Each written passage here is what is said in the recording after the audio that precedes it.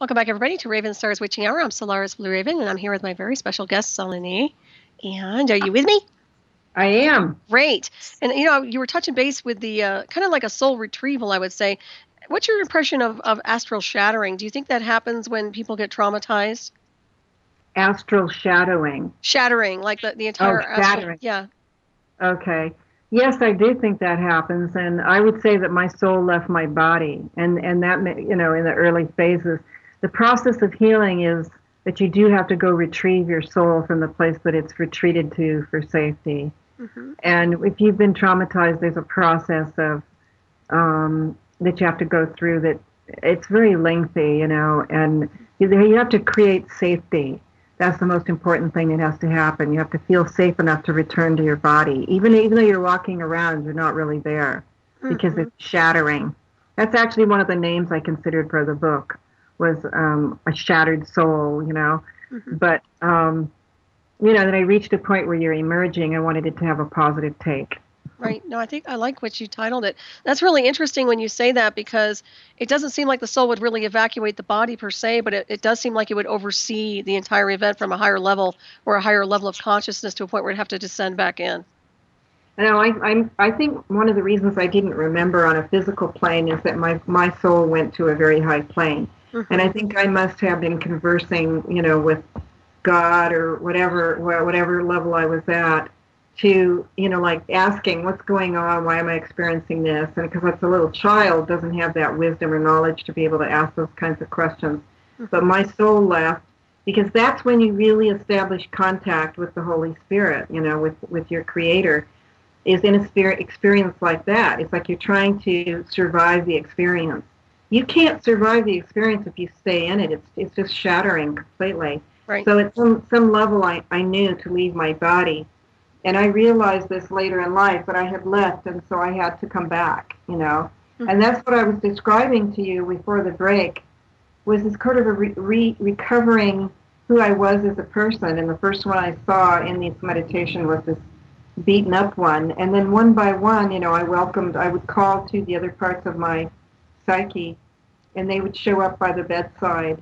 And there was an angry one, and there was a Joan of Arc one, and there was a submissive one, and a quiet one, and then an intelligent one. And they weren't necessarily alters, but they were just aspects of my personality that were afraid to be together because they didn't feel safe. Mm-hmm. So as I continued that particular meditation, more and more of myself integrated.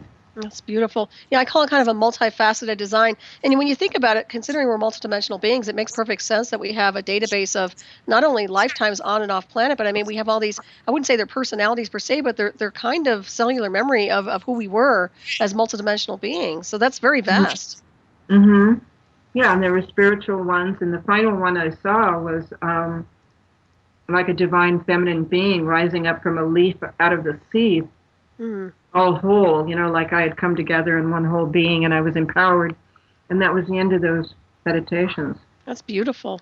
Like a mermaid, almost. Mm-hmm. So the name, now where does the name come from, Salini? That name was given to me by the Holy Mother Amachi, and it means Divine Mother. It's beautiful. Yeah, it's very great. She's one of my spiritual teachers in this lifetime. And then interestingly enough, my father gave me the name Teri, which it turns out is Tahitian, and it means Venus of the Sacred Waters. So I have sort of a mermaid history in my life. Oh, that's interesting. No such thing as coincidence there, right? Mm-mm. You strike me as a mermaid. You have that goddess look to you. Yeah, sweet. Well, that's what I hear. Yeah. I feel I feel that energy, that divine sacred energy rising in me. The feminine, excuse me. You need some water. Mm-hmm. Yeah, grab some water there. But yeah, no, you definitely have it. And like I said, I was telling somebody the other day, we can't have enough healers right now on the timeline. It's so important that people start to heal, and it's so important that they start to detoxify from all of this false matrix and programming. I mean, it's just got to implode. It really can't ascend, so it has to go and just implode anyway. But I think the best location, insofar as what people need to do is, in my opinion, is to go to a sanctuary where they're able to heal. And unfortunately, in the United States, it's very difficult to go into a sanctuary here insofar as being in a positive vibrational space consistently. Well, that's what Maui was for me, but then Right. again, I had already done a lot of healing before that. Hmm. But yes, I think that the need is for people like myself and yourself who've been through it. It's not enough just to go to massage school or doctor school or whatever. There has to be a deep understanding of the shadow of this planet, of the matrix, of the illusion, and of what I call the traumatic trance that exists here on the earth. Hmm. Everybody's walking around in a trance, it's a spell. And Yep. Americans are highly medicated. Everybody's on medication, and children are forced to be medicated now. There's a lot of children in school that are medicated. And, I found that children that were medicated became drug addicts. Hmm. And so, there, you're right. The environment has become too toxic for people to heal. So there has to be an understanding. There has to be healers like myself show up on the scene.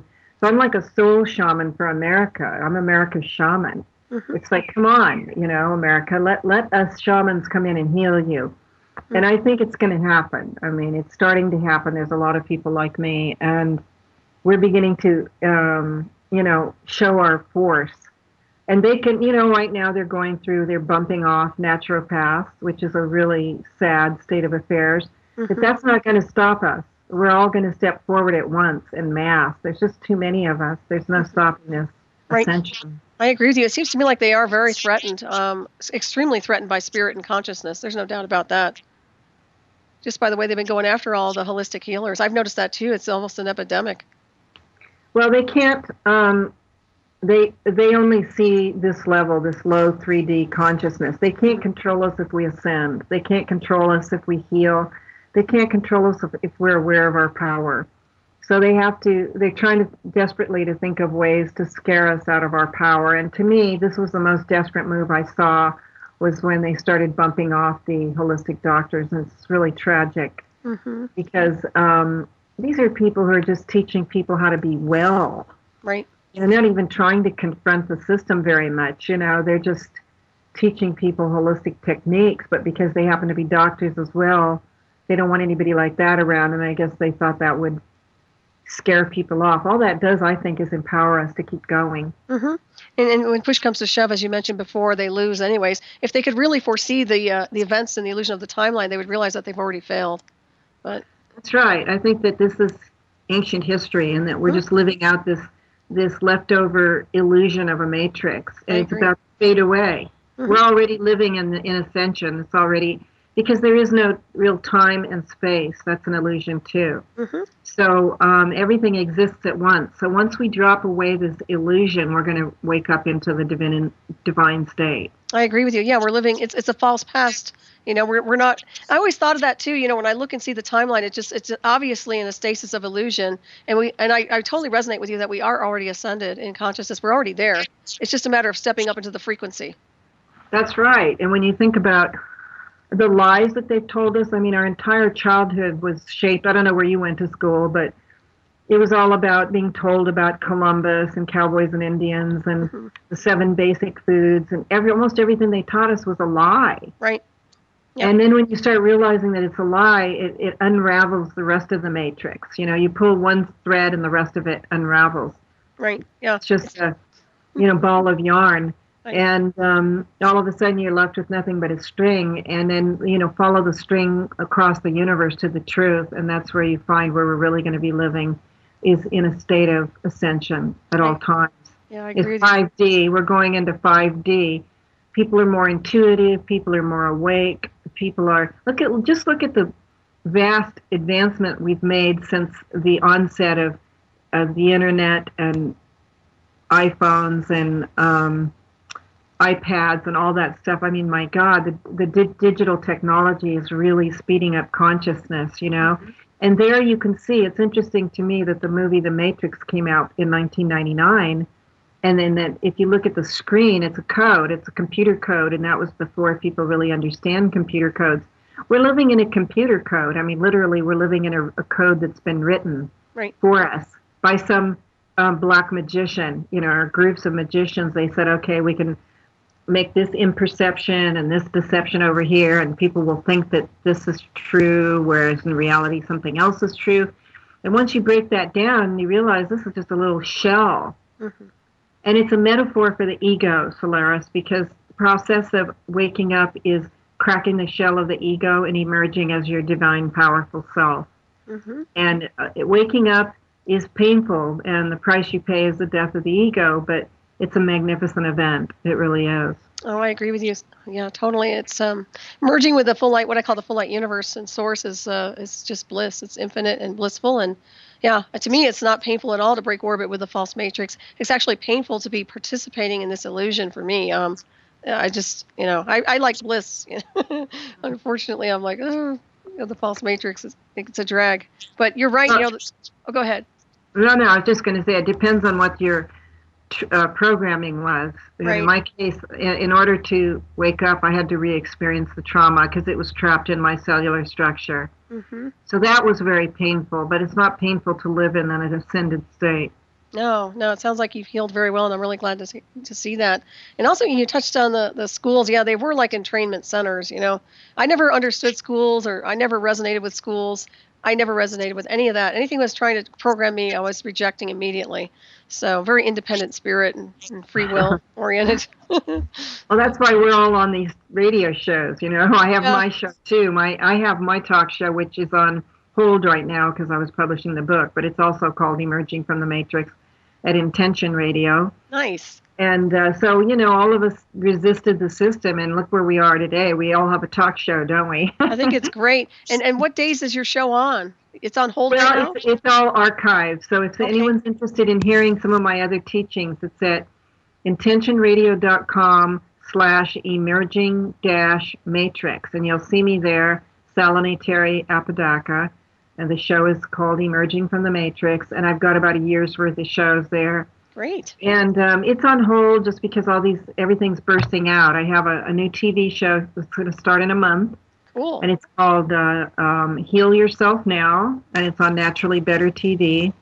So I'll address some of these things. I think we're moving beyond the disclosure and conspiracy stuff into living in the ascension. Mm-hmm. And so more and more of us are going to be talking about the process of healing and some of the conspiracy talk, but there's so many of us out there, everybody's waking up, that I think it's more important to move into the healing now. I totally agree with you. Yeah, we can only address the issues for so long, but taking action in recovery is very big. And that's why I'm glad you're starting this whole avenue. Now, when you say that the TV show, when is that going live? I think it's about November 20th. Oh, cool. We're just now getting it together. Okay, and where is that going to be able to be accessed? It's online. You have to put down in the internet, what am I trying to say? The URL address is just put Naturally Better TV, and it will bring up a page. Right. And it has to do with the Global Sovereign Alliance, which is a group of professionals that have come together to create sovereignty on the planet. Nice. And so we have our own TV station, and we have a number of shows on there. That's wonderful. I'm so excited. I can't wait to tune into that. That's going to be fabulous. I hope so. Oh, yeah, Will. Absolutely. It's really fast. It's really happening fast, so I'm kind of trying to scramble to get everything together. Oh, that's wonderful. Well, I'm looking forward to checking that out for sure. Now, when you look into your past and the illusion of, I know you went through the traumatic side, but you strike me as some kind of a contactee as well. Do you have a lot of anomalous experiences? Well, that's what Misha said to me. She thinks I'm a contactee. Mm-hmm. Maybe that's a memory to come. I don't know. I don't feel like I'm done having memories. As you wake up, it's a continuous process. It doesn't stop because my soul is evolving with every passing day.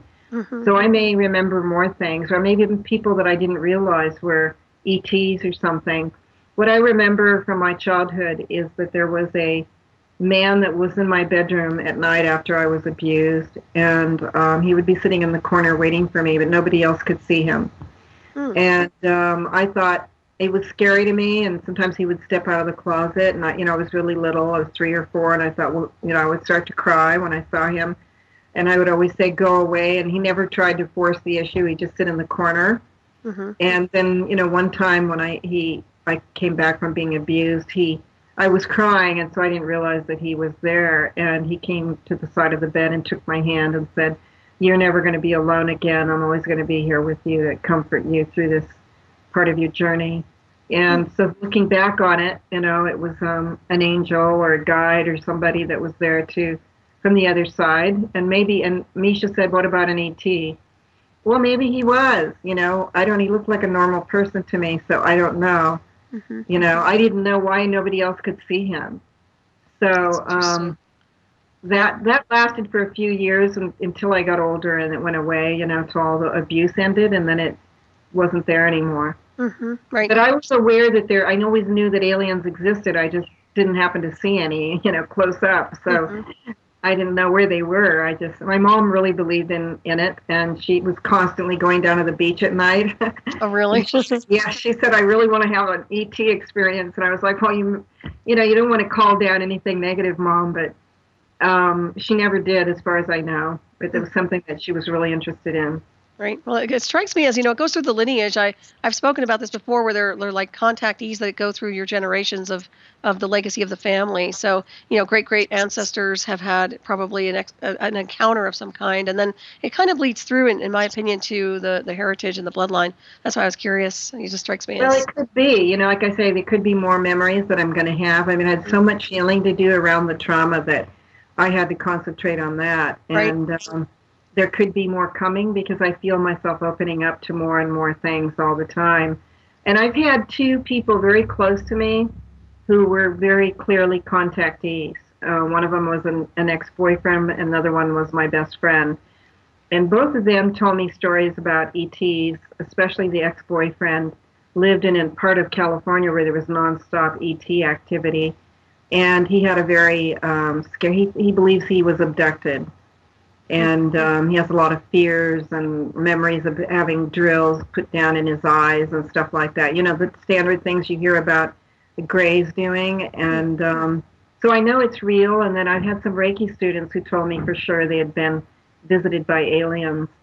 So, it's going on, and we're going to hear more about it in the future. And it's not long before we're going to probably have open contact with the extraterrestrials that are around us all the time. Right. It's a busy universal highway, as I call it. It's like Grand Central Station when you put your multidimensional lens on.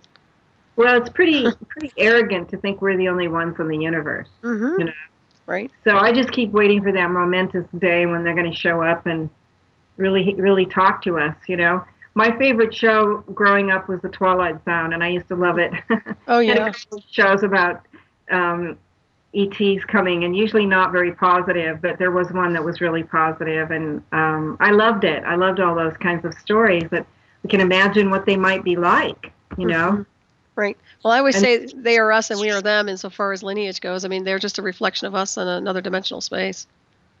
Well, it's likely that we have DNA from them, but there's been so much intrusion in our DNA, and we don't know exactly who was originally there. There's a lot of talk lately about ETs coming and splicing their DNA with ours thousands of years ago. So who knows? I think we're going to find that out in the near future. Yeah, I think so. I think once we get to that level of frequency, all will be revealed, so to speak. So, and that's coming. I mean, that's obviously coming. Even when they try to suppress that, it's still happening. They can't stop the cosmic wave of awakening. There's no stopping it. So they can pull out all stops. From what I'm being told by people who were involved, I've talked to some ex-Illuminati members who've said that what their final plan is to have a fake alien invasion.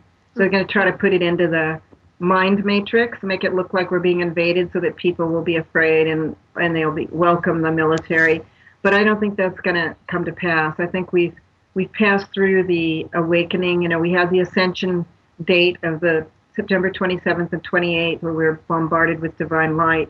There's too much light here now. I don't think they're going to be successful in fooling people any longer.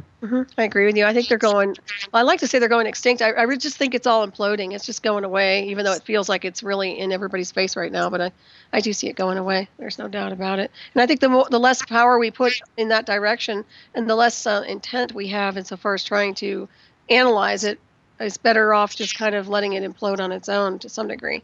But also bringing the attention to the masses. I mean, we have to educate people. But I like your idea of healing and just restoring the cosmic design. That's really important. Well, we all have a cosmic blueprint or a divine blueprint that we're born with. We made our soul contract. And like I said, it's clear to me that I chose to come in and experience the dark and the light initiation so that I could use the light to heal the dark. And as a result, I'm one of the healers that's available to. There's going to, a lot of the people from the dark are going to wake up, and some of them will, make it to the other side, and some of them won't. But somebody has to be able to work with them as well as to work with people who are just waking up, who aren't in the dark.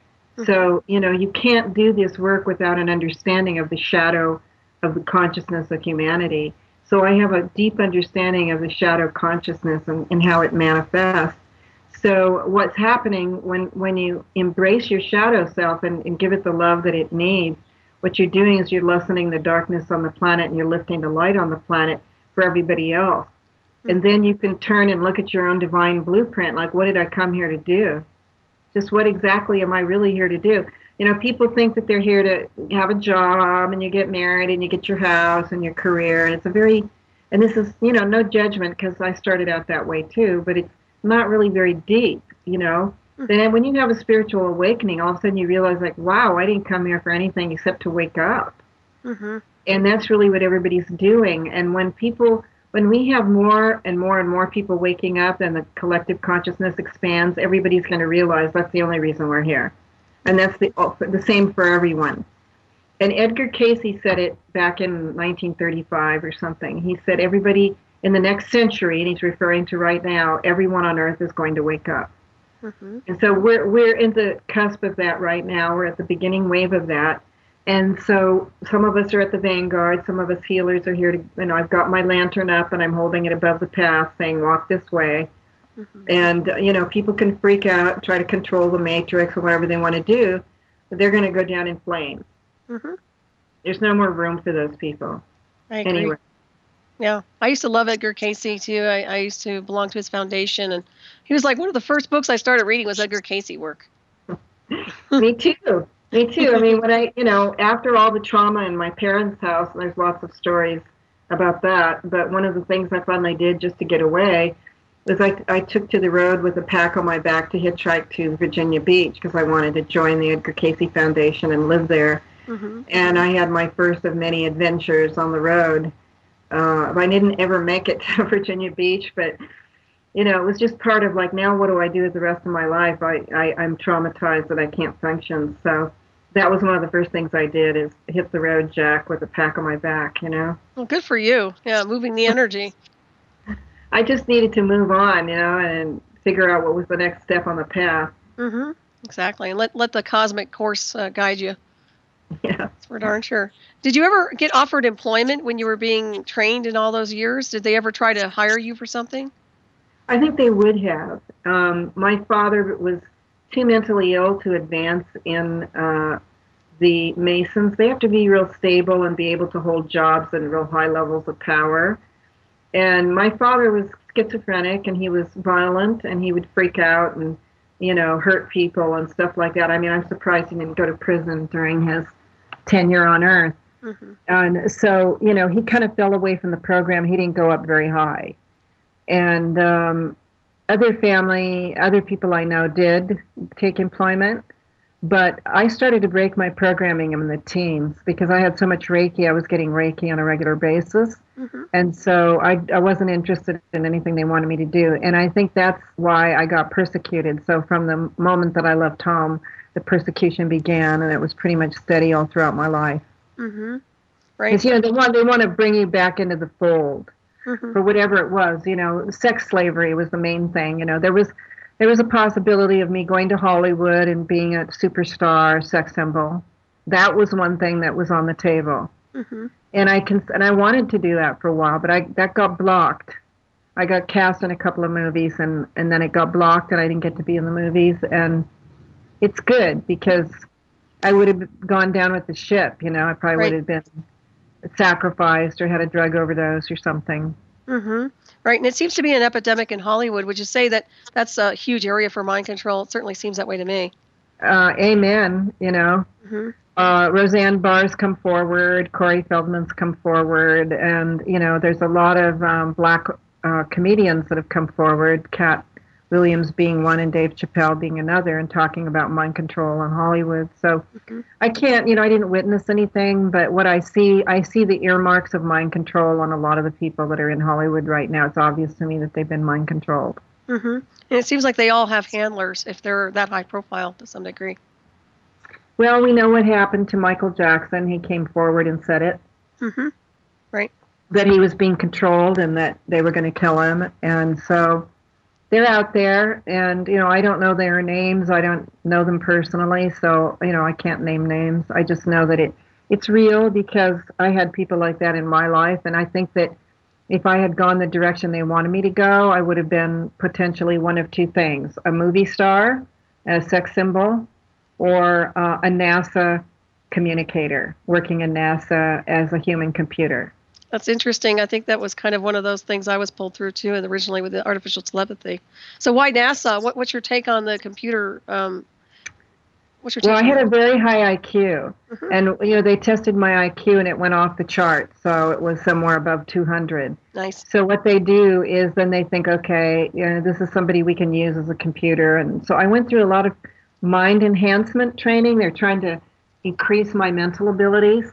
And so I had to memorize, and by the time I graduated from those programs, I could read a 500-page book in about 10 minutes. And that was okay when I was a teenager because I got through school I hardly had to read any books in school, and I got very good grades. I could just look at the book for a few minutes, and that would be enough for me to absorb the entire book. Nice. So they were preparing me for something, but I didn't go any further. I resisted it. Being an Aquarius, like I am anyway, I'm naturally a rebel. And I used to always say to my dad, you can't make me do anything. There's no way I'll ever do what you want me to do. So that was just plain being an Aquarius. And then on top of that, I have all the Pisces. So I have an intensely spiritual chart. It's very cosmic. It's all about Divine Mother and unconditional love and spiritual awakening. So is your moon in Pisces or something, or? Yes, my moon is in Pisces. I'm an Aquarius with Scorpio rising, so I have the ability to dig down into the darkness and come up with the truth. And one of the things that I looked at, I have an interest in astrology, and certain trends I discovered. A lot of investigative journalists have the same planetary lineup I do, as does the Aquarius and Scorpio in the first three. So I had Aquarius and then Scorpio. My moon is in Pisces, as is my Mars, my Venus, my Chiron, and my Jupiter. Wow. Yeah, so I'm all Pisces, and so I have this intense love for humanity. Wow. And so, it's a combination of spiritual strength and truth-speaking and unconditional love. Yeah, that's that mermaid again with all that water. Yeah. Yeah, so I have 10 planets in water. Oh my gosh. They read my chart, and they always say, you must be very emotional. It's like, yeah, that's an understatement. Psychic antenna, yeah. Exactly. That's all right. Yeah, all that water, I'm transmuting all this energy through me, without even knowing. I'm like a electric transponder, just plug me in somewhere. But it wasn't very comfortable for a long time because I could feel everybody's feelings, Right, empathic, I knew what everybody was feeling when they walked in the room. So, and I always thought that they knew, but I'd say something, and then, when you're young, you don't know any better, and then it's like, how did you know that? And I had to learn how to manage those gifts, Right. Yeah, I think they get transcended to some degree after a while, especially with your spiritual path. Yeah, I have a Pisces moon too. I have double Pisces, but I'm an Aries, a fire sign. Ah, well, that makes you strong. I thought you might be a Scorpio. Oh, well, Mars rules Aries and Scorpio, so yeah. Yeah, well, we're strong, Yeah, well, that which does not destroy me makes me very, very strong. Yes, indeed. It does, doesn't it? Yes, it certainly does. Wow, that's really interesting about your sensitivity level. It does have that Divine Mother, though. I do like that. That's very nice. Yeah. Yeah, I think I realized that as a child, all the other kids came to me for comfort. I've always been the one that everybody came to for comfort, and that went on throughout my whole life, even though I was very wounded. It's the wounded healer. I have my Chiron, is in the wound. It's in the position of the wound, and Chiron is the healer. So this lifetime was a massive wound that if I was able to heal it, that I would then be able to turn around and heal humanity. So that's what I'm here to do. I have a deep understanding of the journey through this human plane and how traumatic it is, and how to give people what they need in the way of comfort and solace and healing and the waters of knowledge and love. Mm-hmm. Yeah, you're very. I like that. I like the fact that you've been initiated into dark and light, because there are a lot of wonderful healers out there, and I applaud all of them. But sometimes, if they haven't really experienced something to that level, they're really not going to understand how to get in and remove some of these obstacles that people have, especially when it comes to mind control. So that's something that's really an asset to you, insofar as your abilities and how you can utilize them onto people who need it. Well, and unfortunately, I've seen that a lot of the New Age movement is, too focused on we can't say anything negative, and we can't do this, and we can't do that. And well, basically, what you're doing is you're denying the shadow self, and the shadow self has more power when you deny it. You have to acknowledge that it exists. You have to turn and face it, and you have to embrace it. When you do that, it surrenders to you. I agree. And so that's the beginning of the healing. Mm-hmm. Yeah, I totally agree. Yeah, I know a lot of people who are like that. They're just in la la land, Yeah, it's like too heavy for me to even talk to them about where I've been, so that's okay. Yeah, well, I creep people them like out. you and I, yeah, they do. They get scared, and sooner or later, what's going to happen, Solaris? And I'll make a little bit of a prediction here. There's going to be an event. I don't know exactly what it's going to look like, but it's going to be a shocking event that's going to force everybody to wake up. And maybe it's a natural disaster of a large proportion or something. Maybe it'll be the economic collapse of the United States, which is a distinct possibility. I don't know exactly what it's going to be, but when that happens, there's going to be massive awakening all at once. And that's when people will start coming to us and asking for our help, when they're no longer afraid. As long as they're still comfortable, why should they bother, Yep. Yeah, they're still in the comfort zone. House, right, and they've got their job, and they got their 401ks and whatever it is. And I'm not criticizing those people, because I could have been there too. I'm just saying that why should they bother until they have to? Mm-hmm. Right, yeah. Well, I lived in another world before I was inducted in 2004. I mean, I had no idea this universe existed, this covert stuff. Yeah, well, I got dragged through it very early, and I had a normal life for a while, but then that didn't last because I had, this sudden burst of healing. I kept thinking it was going to be over, but it just kept going, and finally I realized that I was here to transform and to help others transform. Yeah, that's wonderful. Yep, and you certainly do. There's no doubt about that. Did you ever have any missing time from any of your experiences? Yes, I would say I did have missing time, and that's when I was in the bipolar state. Mm-hmm. But it wasn't long periods of time; it was short periods of time. So I couldn't remember times that I was really upset. Like I would just go into a state of anguish, and then I wouldn't remember everything that occurred during those periods. Mm-hmm. Right. Yeah, that makes a lot of sense. So, in appreciation of life and the flow of nature, spiritual balance, inner peace, how would you advise somebody to delete or start getting involved in deleting this false matrix program that they've probably inherited, whether it's through mind control or something else? What do you think is a really good step to get them started in the right direction? Well, first of all, they need to face the truth that somewhere in there they're in a trance. Everybody's in a trance. Not everybody had what you and I had, obviously, but all that means for you and I is that we're the first people who get to talk about the trance. Mm-hmm. So we're living in a collective trance, traumatic trance. I call it a collective traumatic trance. It's a spell that's been placed over the whole world, but especially America is really bad right now. It's the worst it's ever been. And that trance is held in place by everything from chemtrails to fluoride to TV, the lily wave, and radio, music, everything. Everything is geared towards dumbing us down and keeping us in trance. The first thing you need to do is realize that it's very true, that it's going on. Next thing you need to do is begin to purify. So I would suggest that people get fluoride out of their system, that you begin to, you suggested Faraday cages and stuff. That's kind of extreme, but, if you happen to be somewhere bad, you might need to do that. So I would find a Reiki practitioner to teach you first and second degree Reiki and get that protection on you, that spiritual protection. Then you need to gather your healers and find people who understand about trauma and transformation, shamans, advanced healers, not just people who have a little bit of training, but somebody who's got a lot of training and is a very deep soul person who's, like myself, not just me. There's other people like me out there. And it's somebody who understands what it means to heal the shadow and begin to do that. So while you're doing your shadow work, you need to cleanse yourself. Give up coffee and meat, give up alcohol, stop smoking. start meditating. Begin to cleanse your system, because they can magnetize to you more dark energy if you're filled with toxins. Mm-hmm. So if you detoxify yourself, literally, and start eating fruits and vegetables and things like that, and eliminating, like, meat is so toxic. Factory farmed meat is filled with steroids and antibiotics and hormones. And it's the beginning, a lot of the diseases people have today are because of meat. Right. And so, I would become a vegetarian if you can handle it. And, as you're purifying, you begin working on your false self. As I tell people, take a look at your ego self. And I'm not talking about, you don't have to be extreme, like being a movie star or the president or anything. Those are very high profile ego positions. I mean the part of you that is false to the world, not in a bad way, but we all have an ego shell on the outside, and it covers your true self. So you need to, these steps are outlined in my book.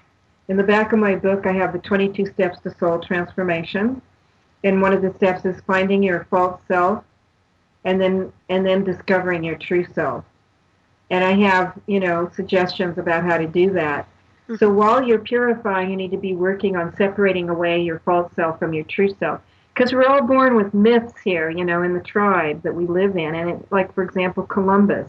We were all taught that Columbus was a big hero and that he discovered America. Wow, what a cool dude he was. And he, settled the United States. And in reality, Columbus was a horrendous sex slaver and probably an alcoholic. And he enslaved native children, especially girls, and he sold them into sex slavery from the ages of 5 to 9. And he made a tremendous amount of money doing that. And he never even landed in America. Most people don't know that he stopped at the Caribbean and then wrote back to Queen Isabella, hey, here's a great opportunity for the slave trade here. So he's actually a slave trader, and he established the slave trade here, and that's what he's being honored for. He didn't do anything to be heroic here. Mm-hmm. So these are the kind of myths that people buy, and all those things that I was taught. I was like, what? You mean the Indians were good and did some good things? You have to sort out the truth from the lie. Mm-hmm. Around you. Like, is it true that 9/11 was a bunch of Arabs flying into the building or not? I mean, come on. Mm-hmm. I think we know at this point that we've been lied to about 9/11. We've been lied to about the Iraq War. There were no weapons of mass destruction. We've been lied to about any number of things that go back to the founding of our nation. So that's just America. We could talk about the Inquisition across Europe and what the Vatican was doing, and how about that? Mm-hmm. And then how about Atlantis, and the things that were going on, and why we've lost a lot of consciousness because of the fall of Atlantis. These are the lies we've been told, that there is no such thing as Atlantis or Lemuria, where in reality, when you live in Hawaii, everybody knows that Hawaii is Lemuria. Mm-hmm. I mean, they all know it there. Even the Hawaiian people know it. Right. So those were very real. And you know that. I'm sure you know that Hawaii is Lemuria and Atlantis was somewhere else, and they had a conflict, and they both sank, and it was Atlantis caused it. So, and that was a time of very advanced technology, much like where we're at today, and we fell in consciousness as a result of that. We don't want to do that again. So, if you want to buy the lie that we just have a short history and it was all violent and guys like Columbus were really cool, you're not going to wake up. But if you want to really dig down and leave the myth behind you and exit the matrix of illusion, then you need to really spend some time doing research about the true history of this planet. And that includes Atlanteans, that includes giants, that includes ET visitations. There's a lot of things that happen, including, the building of the pyramids that was most likely built by ETs, or some kind of technology that they had that we don't have anymore. And, what happened to those people? Where did they disappear to? And why is that kept secret from us? It's kept secret from us because they want to keep the power for themselves. Yep. So you need to educate yourself. You need to purify yourself. You need to meet your false self. And then once you meet your false self, behind that mask, you're going to discover your true self. And when you do, you're going to awaken to the divinity of your soul. So I would gather healers that have some real knowledge. I would listen to shows like ours, maybe read my book, And for those of you who don't have a lot of money, it's available in an ebook online. So it's available at Amazon, Barnes & Noble, and Balboa Press, and it's going to real cheap. And I'm sure before too long it'll be for sale in used bookstores or whatever. And there's a lot of information in there. It's kind of like Awakening 101, like the basic course for spiritual awakening and emerging out of the lie, out of the matrix. Yeah. So, and there's lots of people writing great books like that and having shows like ours. So educate yourself and don't be afraid to pull your head out of the sand and face the truth, because the outcome is going to be your personal power, your personal healing, the integration of your soul, and you're stepping into the process of ascension. Mm-hmm.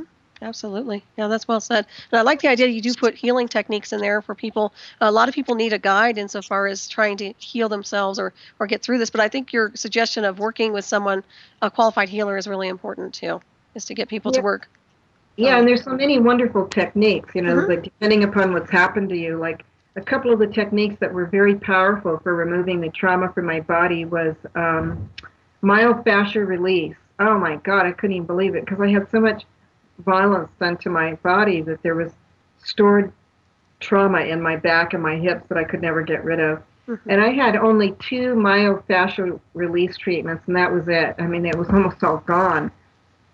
Oh, wow. And and then cranial sacral therapy, which if you've been mind controlled in any way, I recommend that you don't do it without a counselor around you, because it's going to release some trauma.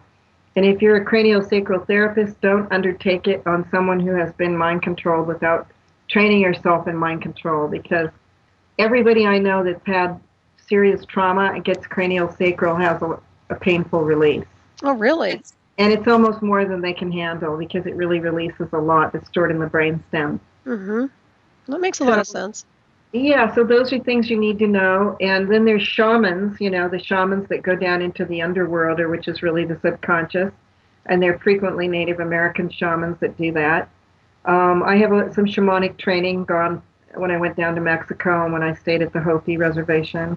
Mm-hmm. But I have know people who are much more experienced with shamanism than myself, obviously, and they can take you down very deep in your subconscious and pull out the shadow self and force you through some things. But this can be very traumatic, so you got to be careful when you're going in those directions. And then you can find somebody who does Jungian therapy, which is very deep work. Traditional therapists it's not enough. I'm sorry to say, it's sort of like a glorified friend. Mm-hmm. You need somebody who can go down into to the subconscious. And that's why the only therapist that really worked for me was the one he was very spiritual and very psychic. And he took me down into my subconscious mind, and we worked on the inner child, the various inner child people down in there that were separated from each other. So those types of things. And then support groups, very important. I spent some years in the 12-step programs because I had an eating disorder that was really severe. And that was really magnificent, to talk to other people who were traumatized in various ways and to walk through that with a support group. And, you graduate from that after a while, but it was, depending upon what your issue is, it can be very, very helpful. And if it's not a 12-step program, find a women's sacred feminine support group, or a men's group, mm-hmm. or a divorce group where people are healing from divorces, or whatever it is. It's helpful to have peers when you're going through things really traumatic. And I didn't have a lot of that when I was going through the trauma, because nobody understood what I was going through. That was the hardest part, Solaris. It was the isolation. I went through a lot of rejection and persecution for the healing process. Right. That was the closest I came to taking my life, because I was ridiculed for choosing to heal. Mm-hmm. Right. That's so sad. It is really true too. There's so many people who don't have It's like they go through these traumatic events and they don't have anyone to bounce the data off of. And I see more and more of these groups connecting, which I think is fabulous, because they do need to share what's going on and bounce it off each other, so they realize that they're not losing their minds and that things like this really do happen. Right, like what you and I are doing right now, and what Misha has a group of Right? Yeah, it's great. on Facebook for ritual abuse. I'm sure she wouldn't mind me mentioning if that's happened to you. You can go to Facebook and look up Misha Johnston, and you can message her, and she has a ongoing Starseed Awakening and ritual abuse group. Mm-hmm. And I wanted to mention about the starseed. I think a lot of us are starseeds, that we came down here to seed this planet with light. Mm-hmm. And in order to do that properly, we had to go through the dark to get to the light. So just like I said earlier, so that we fully understood the process. And Jesus did it for us too, when he went down into the darkest of the dark and crucified. So those of us who come bringing, sorry. That's okay. My headset unhooked. Oh, so, I can still hear you. Those of us who come to bring love, if you're one of those people, prepare for some crucifixion. I mean, it's really, really excruciating when you bring forth the heart of unconditional love. So find someone who can support you in that process. It can be very painful. Mm-hmm. I agree with you. And once again, getting to that level of when you're going through that type of persecution, you just send more love. Is that how you're operating and functioning? You're just expanding the heart center to a point where you're dispelling all the persecution? Yes. I mean, at first it almost takes you out. I was surrounded by persecutors at one point and abandoned by friends and family. And as soon as my sister and I revealed the truth about our family, we were abandoned by the family, and she passed away. And so it was very traumatic for me because I was exiled and persecuted. Mm-hmm. And what I had, it was either I learned to forgive or I was going to die. I mean, it was going to kill me, the pain of the hatred that was coming towards me. So I asked God to increase my ability to love and increase my ability to forgive. And I worked on that for a long, long, long time. And then all of a sudden you just kind of burst through a shell where your heart has been, limited. It was a certain amount of limitation to the heart because you're afraid to get hurt. Mm-hmm. And then, the most beautiful thing happens, Solaris, is that it's almost impossible to hurt me now. It's like, somebody were to come up and threaten me, and I'd be like, oh, yeah, well, what are you going to do that hasn't already been done to me? I've already been raped. I've already been beaten. Come on, Mm-hmm. And even if you were to take me off the planet, I'm going to ascend. It's already, it's happening to me. I can feel it.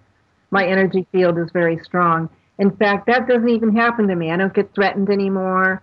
People come into my field. Some of the strangest people come around me, and they just want to talk to me, and I give them a hug, and I have so much love that it just kind of diffuses the situation, mm-hmm. whatever it is. Yeah, you do. You're fortified in light, and I think that's very significant. Very much so. And a couple of my friends, even my family members, would say to me, you talk to people that nobody would ever talk to. And I say to them, well, isn't that what Jesus would want us to do? Isn't that what we're here to do? Mm-hmm. We're here to talk to people who are lost. We're here to talk to people who are ill. We're here to talk to people who are addicted or who are wounded. I'm not going to abandon those people, Solaris. That's what I'm here to do. And if any of you are listening, I offer you my unconditional love and prayers and support in your journey towards the light. And thank you for that, too. And I'm sure they are listening and appreciating every word you're saying. And it's so refreshing to have someone as genuine as you come on the air with your love and your healing energy, because there's so much facade going on. I mean, not with everybody, but there's a lot of that happening. And for somebody to be genuine and just saying, here's the beautiful light and love, I think that's very, it's just miracle work, if you ask me. So once again, I want to thank you for all you do. Well, thank you. I mean, it was a hard-won position. There was times when I almost caved in, but I just was so determined to get past it. I thought I need to set the example for my loved ones. I knew that I was here to save as many lives as possible, and I have. I've saved several thousand lives at this point, and it gives me so much joy. You have no idea, to watch somebody lay down the needle or give up the alcohol, to walk away from cancer. I've had people who were HIV positive walk away HIV negative. I've had people who were the doctors told them they had less than a month to live, and that was years ago, and they're walking around, they had cancer. The doctors give up on them, take $100,000 out of their account and leave them to die, and then they come to me. Mm-hmm. And every one of those people is a treasure to me. every single one. Mm-hmm. Oh, absolutely. Well, you spared their lives. And that's the whole idea. It's interesting how the pharmaceuticals have just sucked up everything when in fact we do have the ability to heal ourselves. And of course, and you've proven that obviously, that you can heal your body from anything. Well, yeah, let me emphasize that, and we didn't talk enough about that. That's another lie that has been brought down through the medical and the pharmaceutical. Our modern medical system was developed during the Holocaust and the Nazi concentration camp. For decades and the founding of this nation, we had homeopaths, osteopaths, chiropractors, naturopaths, people who did old-fashioned medicine, herbs and natural methods. Then came the founding of the AMA, and they turned modern medicine into to drug dealing. And when I had breast cancer, they gave me 6 months to live, and he told me to cut off my breasts and ask me for $50,000. And I was like, well, I'm broke, and the answer is no, and I don't believe that I'm going to die. I don't believe in disease. So watch me heal myself. And I still have 2 healthy breasts in my life, and I did it all naturally. Whereas other members of my family went for chemotherapy and they passed away. Mm-hmm. So chemo is poison, and I had a similar experience with other family members who were ill with different diseases, and they were told they were going to die, and I took care of them and they got well. So, this is very important for people to realize disease is not necessary unless it's really heavy karma from another lifetime. I can't do anything about that. But disease is an opportunity for a spiritual awakening and a soul healing.